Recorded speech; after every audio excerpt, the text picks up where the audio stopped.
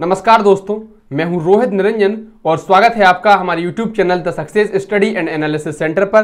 तो मेरे साथियों, आज के इस वीडियो में हम बात करने वाले हैं कि जो राजस्थान पटवारी परीक्षा 23 और 24 तारीख को होने वाली है, इस परीक्षा में जो परीक्षार्थी जाएंगे उनके लिए क्या निर्देश है, अपना क्या सामान लेकर जाना है, क्या सामान लेकर नहीं जाना है, किन किन सावधानियों का ध्यान रखना है, ये सब जानना हमें इसलिए आवश्यक हो जाता है क्योंकि हाल ही में रीट परीक्षा हुई थी, जो कि राजस्थान की सबसे बड़ी परीक्षा मानी जाती है। उस रीट परीक्षा में कई अलग अलग प्रकार की बातें व समस्याएं सामने आई। किसी का मानना है कि रीट में चीट हुई है, किसी ने कहा कि चप्पल में डिवाइस लगी हुई थी, किसी ने कहा कंटेनर पलट गया, पेपर जो है आउट हो गया, किसी ने कहा नेटबंदी से पहले ही व्हाट्सएप पे पेपर आ गया, कुछ लोगों की गिरफ्तारी हुई। तमाम समस्याएं हैं, इसलिए प्रशासन ये चाहता है कि अब किसी भी प्रकार की कोई समस्या सामने ना आए, इसके लिए अब और ज्यादा सख्त है। ईमानदार छात्रों को कोई भी समस्या नहीं होनी चाहिए, उनको कोई भी दिक्कत नहीं होनी चाहिए, क्योंकि उन्हें तो ईमानदारी से जाना है, निर्देशों का भली भांति पालन कर देंगे। अब जो छात्र दंड फंद वाले होंगे उनके तो तुम समझ ही रहे हो कि क्या है उनका। चलिए हम शुरू करते हैं और आप देखिए कि निर्देश जो हमें पालन करने हैं। अब परीक्षा की डेट और परीक्षा का सिलेबस, इन सब पर बात करने का समय अब नहीं रहा है, अब तो सिर्फ परीक्षा के लिए निर्देश देखें। चलिए शुरू करते हैं और देखिए कि आवेदक यह सुनिश्चित कर लें कि बोर्ड कार्यालय की उक्त विज्ञप्तियों के अनुसार निर्धारित पात्रता एवं शैक्षणिक योग्यता रखते हैं। भाई, जब हमने कैफे पर जाकर फॉर्म भरा था या अपने लैपटॉप कंप्यूटर से फॉर्म भरा था, तो हमसे किसी ने पूछा थोड़ी है, जो उन्होंने मांगा उन्होंने कहा ग्रेजुएट हो, हमने कहा हाँ है। हम फर्जी भी तो भर सकते हैं, इसलिए उनका मानना है कि पहले आप ये कंफर्म कर लें कि आप योग्यता रखते भी हैं या नहीं रखते हैं। आगे देखिए कि उक्त परीक्षा के अभ्यर्थी प्रोविजनल ई प्रवेश पत्र बोर्ड की वेबसाइट का नाम है www.rsmssb.rajasthan.gov.in से दिनांक 14/10 से डाउनलोड कर सकते हैं। और देखिए, डाक द्वारा पोस्ट द्वारा प्रेषित नहीं किए जाएंगे। अब जो एडमिट कार्ड होंगे वो नेट से डाउनलोड किए जाते हैं। पहले कभी ऐसा होता था कि बाय पोस्ट भी हमारे घर पर भेज दिए जाते थे। निर्देश अगला देखिए कि परीक्षा केंद्रों पर नकल की रोकथाम के लिए बहुत ही प्रभावी उपाय किए गए हैं। ध्यान दीजिए शब्दों पर कि परीक्षा में नकल परीक्षा कराने के नाम पर ठगी करने वाले गिरोह के किसी झांसे या बहकावे में नहीं आवे। अभ्यर्थी किसी भी प्रकार से नकल करने का प्रयास ना करें। नकल करने के प्रयास में पकड़े जाने पर आपराधिक प्रकरण दर्ज होने के साथ आपकी परीक्षा निरस्त कर दी जाएगी एवं आगे आयोजित होने वाली परीक्षाओं से आपको वंचित कर दिया जाएगा। ये परीक्षा भी जो है कैंसिल कर दी जाएगी। आप ये परीक्षा में भी किसी काम के नहीं रहेंगे और आगामी जो परीक्षा होगी राजस्थान सरकार की, उनसे भी आपको वंचित किया जा सकता है। इसलिए ऐसे किसी भी अनैतिक कार्य को ना करें और ना ही ऐसे लोगों से कोई संपर्क रखें। यदि आपसे कोई ऐसा संपर्क साधता भी है तो पुलिस से संपर्क करें और पुलिस को बताएं। आगे देखिए, रेल या बस की छत या पायदान पर बैठकर खड़े होकर यात्रा नहीं करें। परीक्षा केंद्र पर एवं यात्रा के दौरान अनुशासन बनाए रखें, अन्यथा आपके विरुद्ध आपराधिक प्रकरण दर्ज होने पर आपकी परीक्षा निरस्त कर दी जाएगी।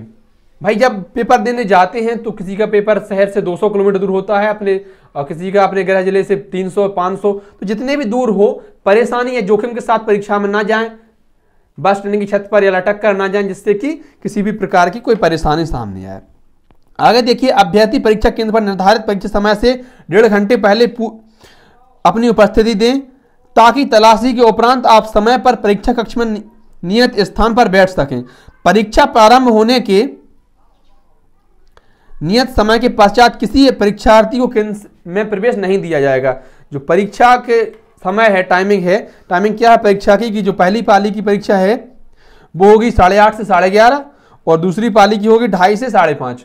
तो जो परीक्षा का समय है वहां आपको 1.5 घंटे पहले पहुंचना है, ताकि किसी भी प्रकार का चेकिंग हो या कोई भी हो, कुछ भी हो, कोई समस्या ना हो।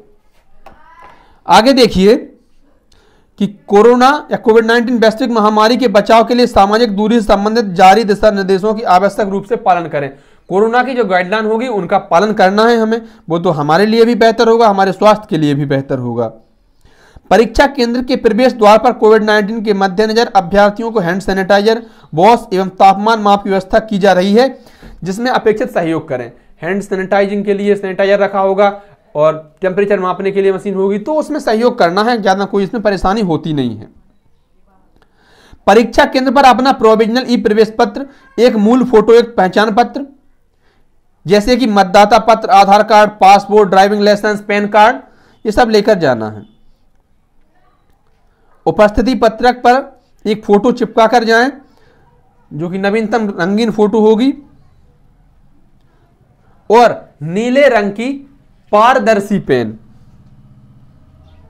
देखो जो रीट परीक्षा में थी नीले एवं काले रंग की, यहां नीले रंग की पारदर्शी पेन।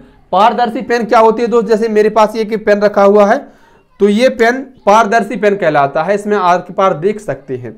कुछ पेन ऐसे होते हैं जो मेरे पास यहाँ तो नहीं है लेकिन लाइक एज मार्कर है, इसमें हमें अंदर नहीं दिख रहा है। ऐसे कुछ पेन आते हैं वो ऐसे ऊपर से स्विच वाले होते हैं। इस तरह के अत्याधुनिक पेन लेकर नहीं जाना है, सिर्फ पारदर्शी नॉर्मल पेन, वो भी नीले रंग का।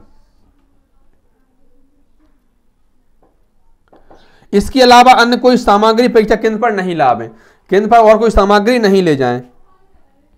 और आगे देखिए परीक्षा केंद्र में फोटो, पहचान पत्र के आधार पहचान पत्र सुनिश्चित हो जाने एवं तलाशी के उपरांत ही आपको प्रवेश दिया जाएगा। इस कार्य के लिए नियुक्त कर्मियों को आप पूर्ण सहयोग दें। भाई एक और ध्यान रखें कि अपनी आईडी की एक फोटो कॉपी और एडमिट कार्ड की 2 प्रति ये साथ लेकर जरूर जावें, क्योंकि फिर वहां अगर परेशान होना पड़े तो क्या फायदा, उसमें दिमाग खराब करते फिर ढूंढते फिर दुकान कहां है। इसलिए आवश्यक यही है कि पहले से ही तैयार होकर जाएं। परीक्षा केंद्र में आपको किसी भी प्रकार की घड़ी पहनकर प्रवेश करने की अनुमति नहीं होगी, अतः घड़ी पहनकर नहीं आए। परीक्षार्थियों को परीक्षा केंद्र में अपने साथ नीले रंग का पारदर्शी बॉल पेन लाना। देखो परीक्षा केंद्र में किसी भी प्रकार की घड़ी नहीं ला सकते हम साथ, चाहे वो डिजिटल घड़ी हो, एनालॉग घड़ी हो, कोई भी घड़ी हो, घड़ी किसी भी प्रकार की नहीं ला सकते हैं।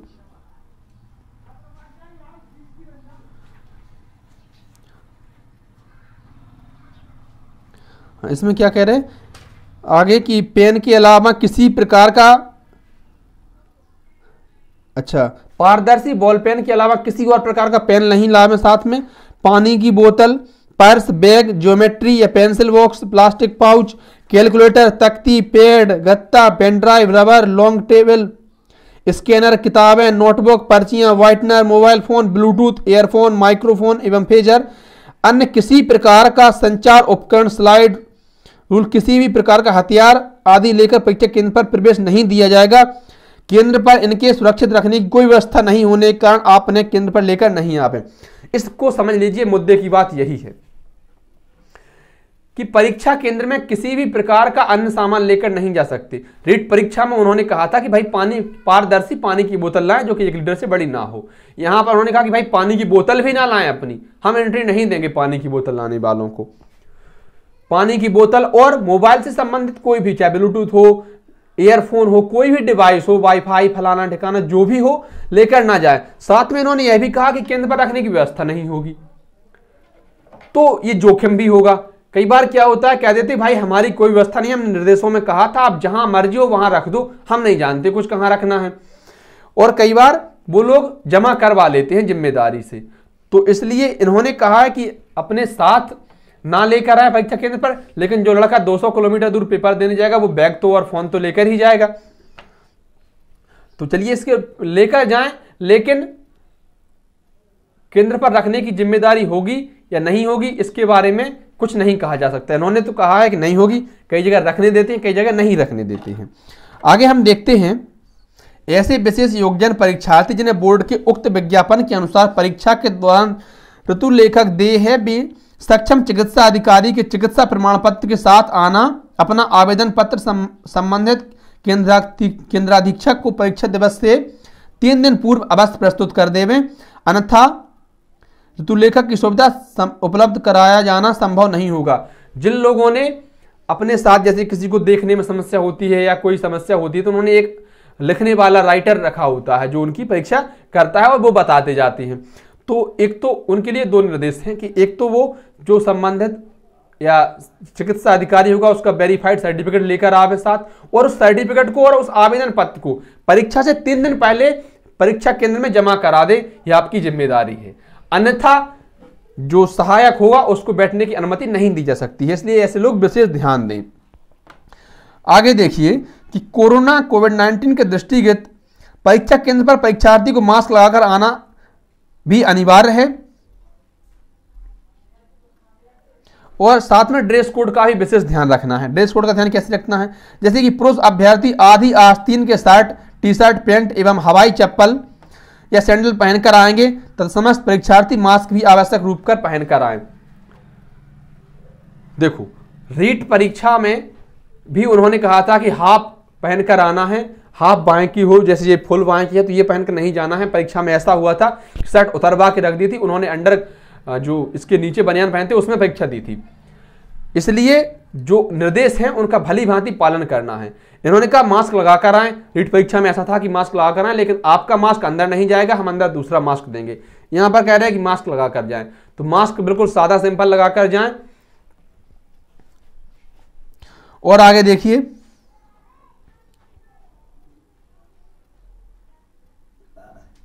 महिला अभ्यर्थी सलवार सूट या साड़ी, आधी आस्तीन का कुर्ता, ब्लाउज, हवाई चप्पल, स्लीपर पहनकर एवं बालों में साधारण रबर बैंड लगाकर आएंगी तथा मास्क भी आवश्यक रूप से पहनकर आएंगी। वही नियम महिलाओं के लिए भी है कि बालों को भी साधारण रबर बैंड से बांधकर जाना है और हाफ वहां का ब्लाउज, कुर्ता जो भी पहनते हैं वो पहनकर जाना है, फुल आस्तीन का नहीं पहनकर जाना है। परीक्षार्थियों को पूरी आस्तीन का कुर्ता, शर्ट, ब्लाउज आदि पहनकर एवं अपनी वेशभूषा में बड़ा बटन, किसी प्रकार के ब्रोच या जड़ाऊ पेन या बैच या फूल आदि लगाकर आने की अनुमति नहीं होगी। भाई बारात में नहीं जा रहे, बिल्कुल सिंपल, सादा और साधारण होकर जाइए। चलिए, ये तो आप समझदार हैं, पटवारी बनने वाले हैं, इतना तो आपको भली भांति ज्ञान होगा। और आगे देखिए कि परीक्षार्थियों को लाख या कांच की पतली चूड़ियों के अलावा किसी भी प्रकार के जेवरात या अन्य प्रकार की चूड़ियां, कान की बाली, ईयरिंग, अंगूठी, ब्रासलेट आदि पहनकर आने की अनुमति नहीं होगी। सिंपल कांच या लाख की चूड़ियां पहनकर जा सकती हैं महिलाएं। इसके अलावा जो कान में होती, नाक में होती है, पैरों में बिछिया होती है, पायल होती है, ये सब पहनकर जाने की अनुमति नहीं दे रखी है भाई उन्होंने। इसलिए अपने आपके साथ जो जाए या तो उनको देकर जाएं परीक्षा केंद्र के बाहर, या फिर कहीं जिम्मेदारी से रख कर जाएं। तो और आगे देखिए कि गृह विभाग राजस्थान सरकार जयपुर द्वारा जारी परिपत्र क्रमांक, जो परिपत्र क्रमांक दिया रखा है इसमें के अनुसार सिख धर्म के अभ्यर्थियों को कड़ा, कृपाण एवं पगड़ी आदि धार्मिक प्रतीकों को धारण कर परीक्षा में शामिल होने की अनुमति दी जाएगी। एक जो विशेष धर्म के लोग होते हैं, सिख धर्म के लोग होते हैं, पगड़ी पहनते, कड़ा पहनते, कृपाण धारण करते जो लोग, उनको इस परीक्षा में अपना जो धार्मिक प्रतीक है उनको धारण करके परीक्षा देने की अनुमति है। इस धर्म के अभ्यर्थियों को परीक्षा केंद्र पर 1 घंटा 30 मिनट पूर्व उपस्थित होना होगा एवं यदि स्क्रीनिंग के दौरान किसी सिख अभ्यर्थी द्वारा उपयुक्त वर्णित प्रतीकों में कोई संदेहास्पद उपकरण ले जाना पाया जाता है तो उसी परीक्षा हॉल में नहीं ले जाने दिया जाएगा। भाई यदि उनमें से फिर सरकार वो हो गए वहां पर चेकिंग करने वाले, उनको लगता है कि कुछ इसमें संदेहास्पद सामान हो सकता है तो ऐसे में वो उनको नहीं जाने देंगे। फिर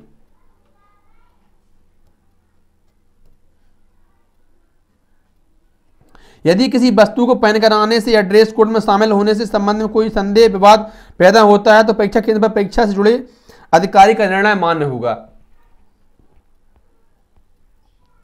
चलिए, फिलहाल यही काम की जानकारी है और सभी छात्रों को बहुत बहुत शुभकामनाएं।